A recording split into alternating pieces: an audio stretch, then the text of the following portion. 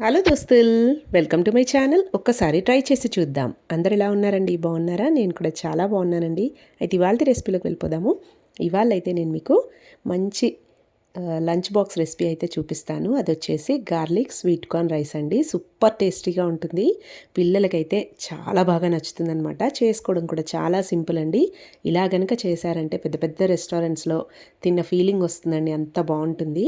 Chilli flakes, oregano వేసుకొని చేస్తాము ఈ రెసిపీ అయితే. అయితే ముందుగా కావలసిన పదార్థాలు ఏంటి, తయారీ విధానం ఏంటో చూసేద్దాము. చూడండి, ఇక్కడ వచ్చేసి ఒక్క ఉల్లిపాయని ఇలా చిన్నగా కట్ చేసుకోవాలి. ఒక 2 పచ్చిమిర్చి, అలాగే కొద్దిగా కొత్తిమీర అనమాట. ఒక 7-8 వెల్లుల్లిపాయ రెబ్బలు కూడా తీసుకోవాలి. అలాగే ఇక్కడ చూడండి, ఇది మిక్స్డ్ హర్బ్స్ అంటారు, లేదంటే ఆరిగానో అని కూడా అంటారు కదండి. ఇది వచ్చేసి చిల్లీ ఫ్లేక్స్ అనమాట. ఈ 2 ఇటాలియన్ సీజనింగ్స్ అంటారు కదా, పిజ్జా టాపింగ్స్కి ఇస్తారు కదండి, అవి అనమాట. అవి వేస్ట్ చేస్తున్నాం ఇవాళ. రైస్ వచ్చేసి అలాగే పెప్పర్ పొడి. అలాగే ఇక్కడ చూడండి, ఒక బౌల్ వరకు స్వీట్ కార్న్ అయితే తీసుకున్నానండి. ఇలా అంతా కూడా ఒలుచుకొని గిన్నెలో రెడీగా పెట్టేసుకున్నాను. ఇప్పుడు ఈ స్వీట్ కార్న్ని మనమైతే బాయిల్ చేసుకోవాలి. స్టవ్ మీద ఒక గిన్నె పెట్టేసుకొని స్వీట్ కార్న్ మునిగేంత వరకు వాటర్ని యాడ్ చేసుకోవాలి. అలాగే అందులో స్వీట్ కార్న్ వేసుకొని స్టవ్ని హై ఫ్లేమ్లో పెట్టుకొని ఒక 5 to 10 minutes లోపే ఇవి మంచిగా మనకు బాయిల్ అయిపోతాయి. తొందరగా కుక్ అవుతాయండి. స్వీట్ కార్న్ వచ్చేసి కొంచెం సాఫ్ట్గా అయితే సరిపోతుంది. నోట్లో వేసుకొని చూస్తే మనకు తెలుస్తుంది. ఒక 10 minutes ఉడికించిన తర్వాత మెత్తగా అయిపోతాయి. ఇంక ఇవన్నీ వాటర్లోంచి డ్రైన్ చేసుకొని రెడీగా పెట్టేసుకోవాలి.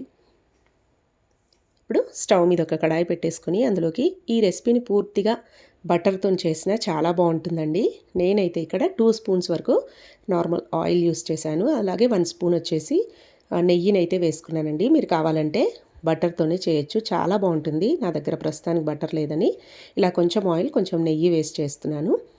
ఇదంతా కాగిన తర్వాత అందులోకి 1 స్పూన్ వరకు జీలకర్ర వేసుకోవాలి. అలాగే వెల్లుల్లిపాయలు తీసుకున్నాం కదా, అవన్నీ కూడా ఇలా చిన్నగా చాప్ చేసుకొని వేసుకోవాలి. అందులోకి ఒక 2 పచ్చిమిర్చిని కూడా ఇలా చిన్నగా కట్ చేసుకొని వేసుకోవాలి. ఇంకా ఈ వెల్లుల్లిపాయలను మంచి బ్రౌన్ కలర్ వచ్చేంత వరకు కూడా స్టవ్ని సిమ్లోనే పెట్టుకొని వేయించుకోవాలండి. అప్పుడే రైస్ అనేది టేస్టీగా ఉంటుందన్నమాట. చూడండి, ఇలా లైట్ బ్రౌన్ కలర్లోకి మారింది కదా. ఇప్పుడు ఇందులోకి ఆనియన్స్ని యాడ్ చేసుకోవాలి.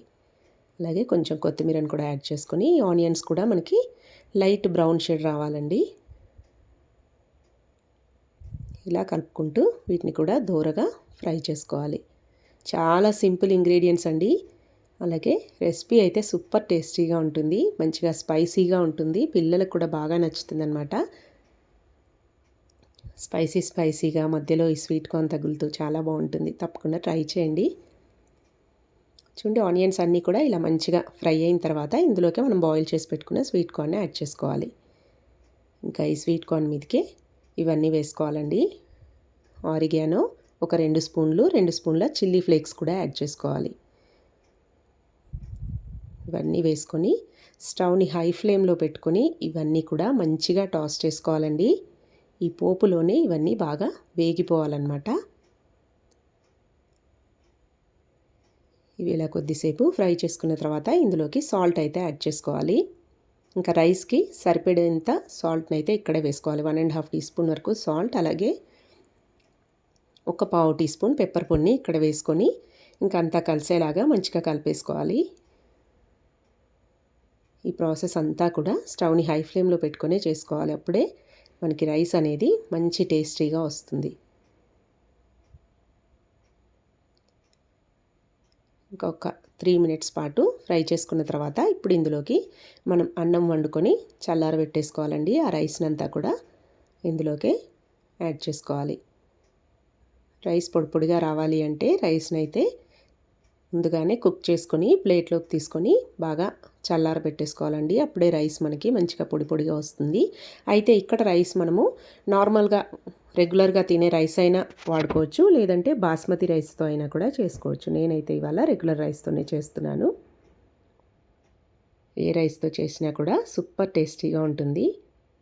ఇంకా రైస్ వేసుకున్న తర్వాత ఒక 1 స్పూన్ వరకు పెప్పర్ పొడి అయితే యాడ్ చేస్తున్నాను, బ్లాక్ పెప్పర్ పొడి. ఈ మిరియాల పొడిని వేసుకొని ఇంకా అన్నం అంతా కూడా మంచిగా కలిపేసుకోవాలండి. ఇనుప కడాయిలు పెద్దవి ఉన్నట్లయితే మంచిగా దాంట్లో చేసుకోండి, ఇంకా టేస్ట్ సూపర్గా ఉంటుంది. దన కలిపేసుకోవాలన్నమాట అంతా కూడా. అప్పుడు మంచి రుచిగా వస్తుంది రైస్ అయితే. ఇక్కడ మీరు కావాలంటే సోయా సాస్ కొంచెం వెనిగర్ కూడా యాడ్ చేసుకోవచ్చు. నేనైతే ఇవాళ సాస్లు ఏమి వేయట్లేదు. జస్ట్ పెప్పర్ పొడి, ఈ చిల్లీ ఫ్లేక్స్ అనమాట.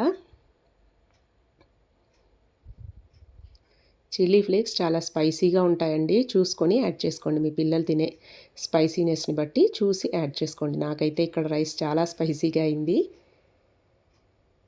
ఇంకా చివరిగా కొత్తిమీరని యాడ్ చేసుకున్నారంటే ఇంకా అంతే అండి, ఫైనల్ టచ్. యమ్మీ యమ్మీ స్వీట్ కార్న్ రైస్ అయితే రెడీ అయిపోయింది. సూపర్ టేస్టీగా ఉంటుందండి.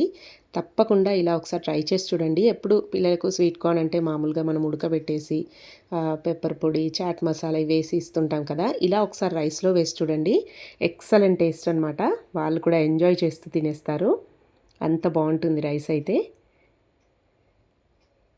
చూస్తేనే తెలుస్తుంది కదండి, మంచి కలర్ఫుల్గా. ఒకసారి ట్రై చేసి మీకు ఎలా వచ్చింది ఏంటి అనేది అయితే నాకు ఖచ్చితంగా కామెంట్స్లో తెలియజేయండి. అలాగే మీకు కనుక నచ్చినట్టయితే మా ఛానల్ని సబ్స్క్రైబ్ చేసుకొని పక్కనే ఉన్న బెల్ గంటను కూడా కొట్టండి. నేను పెట్టిన ప్రతి వీడియో మీకు నోటిఫికేషన్ ద్వారా వస్తుందన్నమాట. ట్రై చేయడం మాత్రం మర్చిపోకండి. చాలా అంటే చాలా టేస్టీగా ఉందండి. పిల్లలే కాదండి, మనం కూడా చాలా ఇష్టంగా తింటాము. అంత బాగుంటుందన్నమాట. నేనైతే వాళ్ళకు లంచ్ బాక్స్లోకే చేశాను. జస్ట్ టేస్ట్ చేశాను అంతే అండి. కానీ చాలా బాగుందండి. తప్పకుండా మీరు కూడా ఇలా ట్రై చేయండి. చేసి మీ ఇంట్లో వాళ్ళు ఏమన్నారు ఏంటి అనేది అయితే నాకు ఖచ్చితంగా కామెంట్స్లో తెలియజేయండి. అలాగే మా ఛానల్ని సబ్స్క్రైబ్ చేసుకొని నన్ను కొంచెం సపోర్ట్ చేయండి. Thanks for watching. Please subscribe to my channel. Thank you.